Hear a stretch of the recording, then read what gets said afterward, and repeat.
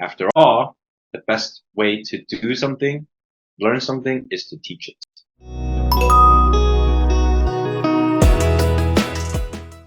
Okay, so song titles, you got this one, but do you know the rules when it comes to capitalizing in titles?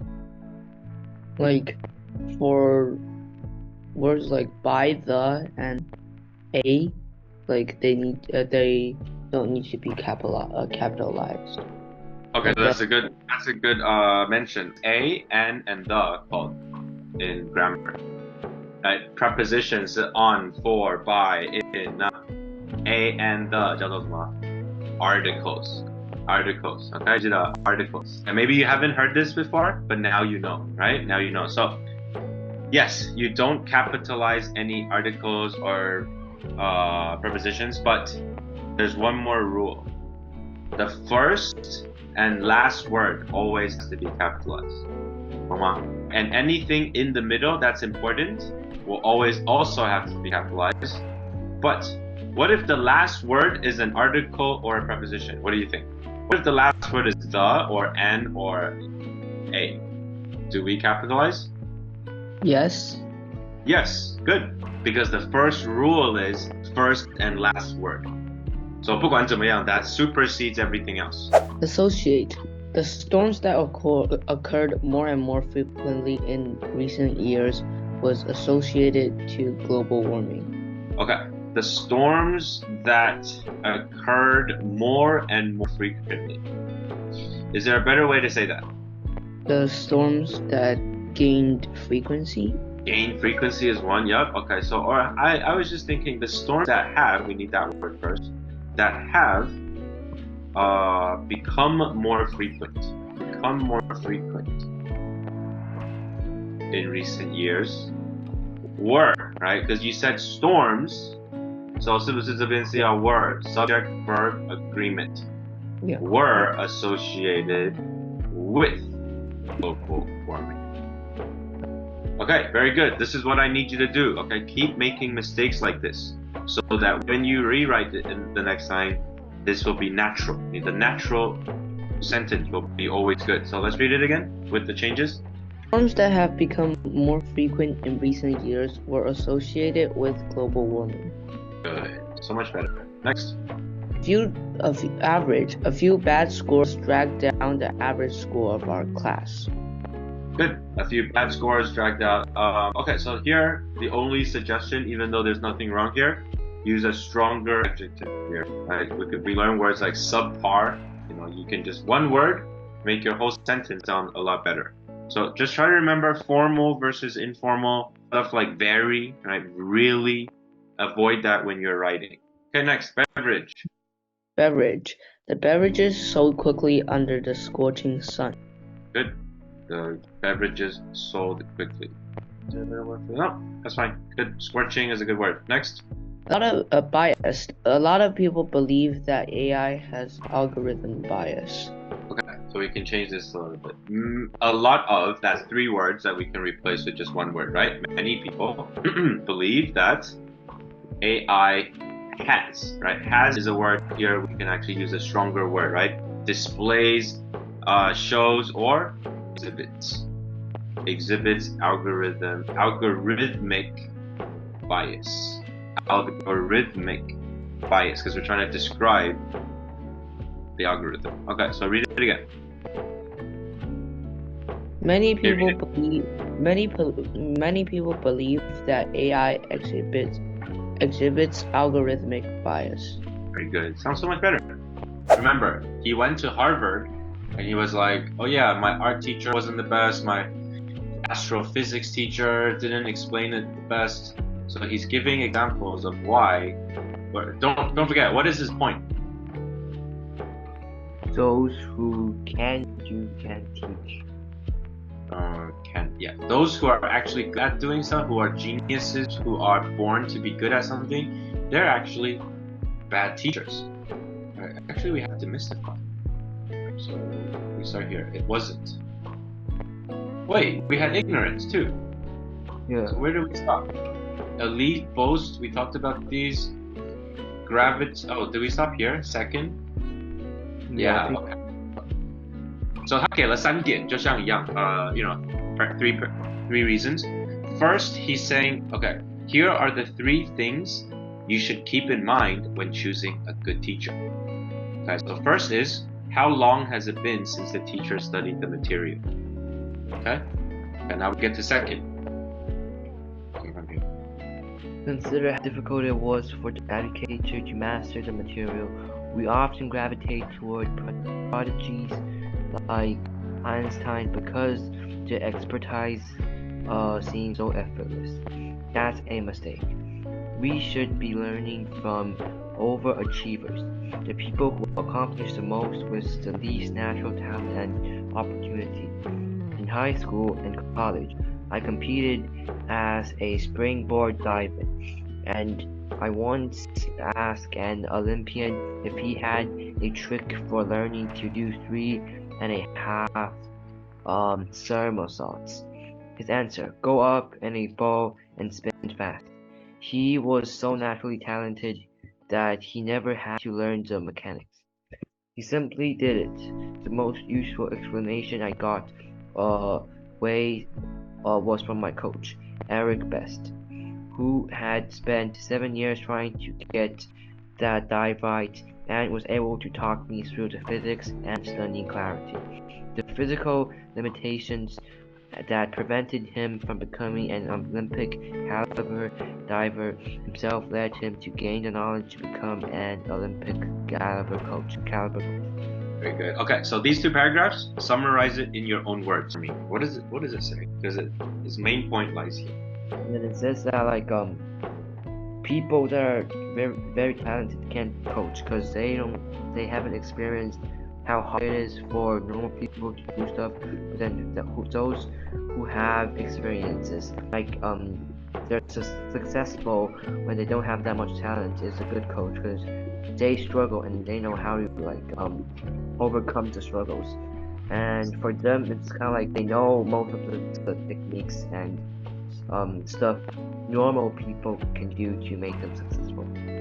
Very good. Good job summarizing. And it was right here. The people who accomplish the most with the least natural talent and opportunity is the best teacher. Well, not always, right? I would say it works for beginners. Yeah. If you're just a beginner, maybe these are the best teachers. Now, when you're a pro at something, maybe that's when you need the real Olympian to come teach you. But everything here should be pretty straightforward. In order to say it like this author is really, really good. A few words: gravitate. So kind of like gravity. So people gravitate toward prodigies. Not prodigies like Einstein. 我们就知道 prodigies like Einstein. So prodigy means what? Is Einstein a genius or a stupid person? Genius. Okay, so prodigy means geniuses. Now, you say we often gravitate towards prodigies. 那 gravity 一样的意思，我们就可以知道 gravitate 是什么意思了。向往。对，我们会往他们移动嘛，就是 move。向往有点是精神上面，可是这边精神跟 I guess 肉体 is the same thing. When you want to be friends with someone, you gravitate towards them physically and mentally. Be attracted to something. So these words, make sure you know they're hard words, but very easy to use. So just substitute it. And then mechanics.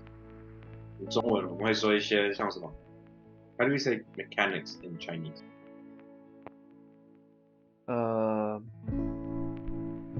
Mechanics is like 技巧 Like when somebody is playing a game and you need to press like a combo in order to beat the boss, and there's this one kid that knows how to do that combo really, really well, we say he has good mechanics. 虽然他有好技巧，可是I think there's another word. 连招。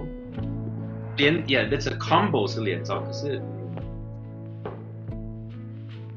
就是我知道了，中文叫做什么？叫做操作，懂吗？I think that's so much better than ability. In a way in which something is done or operated, details of something. Caliber, great word to replace level. So if you don't want to use level and want to make yourself smarter, Olympic caliber, right? International school caliber, Harvard caliber. Easy word to replace level. Okay, we got 1 and 2. Let's look at the third reason or third way to find a good teacher.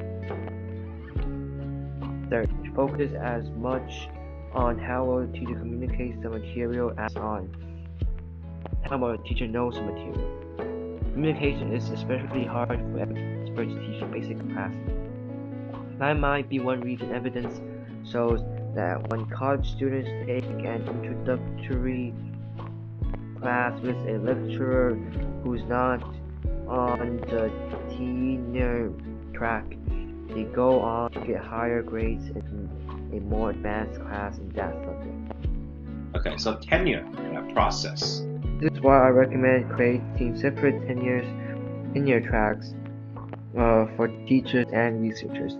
Instead of just learning from researchers who spend their days dividing cells in the lab or churning out code in front of a computer, you can take classes with people who study the most effective methods for teaching cell division and JavaScript. Here's another flaw in that. Those who can teach cannot. Teachers often turn into great doers. After all, the best way to learn something is not to do it, but to teach it. You understand it better after you explain it, and you remember it better after retrieving and sharing it. 好，你停一下哦。这一段 what you just read is one concept together, even though you paused in the middle. 懂吗？ Here's another flaw in that. Those who can't teach cannot. 它是这样念的。Right, so in other words, here's another flaw in that quote. You see cannot here? A rumor or story. 懂吗？所以这边只是把它 quote 出来说 Here is another flaw in this. What is the flaw? That teachers are actually great doers. Right? After all, the best way to do something, learn something, is to teach it. Okay? Right. To execute that skill. A powerful example comes from a study of what happens when teachers become doers. Although appointing a business school professor as an executive sounds like a terrible idea, researchers managed to find more than 200 companies that did it. Compared with closely matched industry competitors, the companies with ex-professors in the executive ranks generated significantly high revenues per employee, especially if those former teachers were in vice president roles where they could leverage their academic expertise. Knowledge from researching and teaching didn't prevent them from making good decisions. It actually seemed to help. In education, we often assume that a successful career qualifies someone to teach. It's why business schools love to hire former executives as professors. But we're doing it backward. We should be sending teachers out to run businesses. Of course, there's probably a selection bias in the data. Maybe only the competent professors landed executive jobs. But this reinforces my point that doing and teaching are distinct skills. Being good at one doesn't mean we're bad at the other. Before universities recruit high achievers, it would be a good idea to find out whether they can teach. Before you seek out an expert as your teacher or coach, remember that it's not just about what they know. It's about how readily and easily they learn it.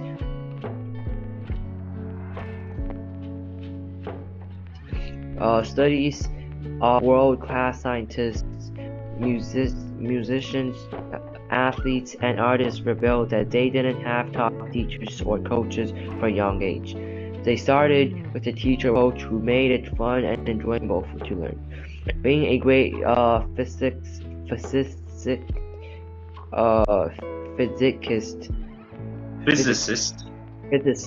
doesn't make you a great physics teacher. You don't want to take your first physics class with Einstein. You want to learn from his protege who has spent years figuring out how to explain what it would be like to chase a beam of light. So I want to show you at the end of this essay, everything I've been teaching you is demonstrated here. Alright, so 不要忘了我教你的 how to write a conclusion. And sometimes you can even do it twice. 你有没有看到这两个 paragraph? They're both what? They're both counter arguments, right? Yeah. Did you realize that? Yeah. I want you to learn from this. How do you, alright, if you want to write counter argument, yours always sound the same. 好，我们这边就学到了 we often assume 是 but. Right, okay, now that's one way to do it now. If we want to, we often do something, but 好，这边还有一个 of course there's something, but So now there's two ways you can kind of learn how to start your counter arguments.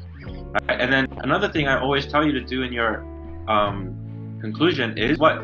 After the counter argument, we paraphrase our thesis. 那你记不记得刚刚上面不是1、2、3吗？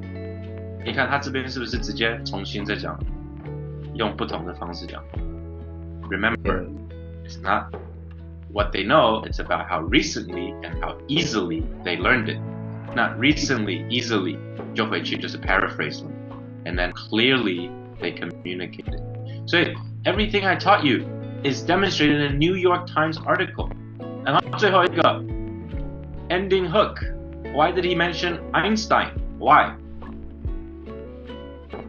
Because Einstein is like one of the most. No. Started with Einstein. The hook was Einstein. 记不记得他的 hook? He started with Einstein. Yeah. I don't know if you remember, but that was the beginning of his book where he talked about how Einstein was a very, very bad teacher. And then so you can see, 我不是后面都说 ending hook. 那你要有 ending hook, 一定是要有前面一个好的 hook. 要不然你 ending hook 有点 you don't know what to write. So he's like, hey, don't forget, don't learn from Einstein, right? But he started with Einstein. So basically everything I taught you is demonstrated here, and this will be the final form, right? You're just learning. 哇，每一个我先写一个 paragraph， 也先写一个 sentence， 把它组起来。但是你会慢慢发现，其实以后到了高阶的写作 it doesn't really need to be one paragraph, right? Each thing can be a paragraph. The order, the way, the what they need to say, everything follows my formula. All these good authors are doing this, and that's what you need to do. Okay? Yeah. Alright. This week, do the article analysis, the main idea and intention.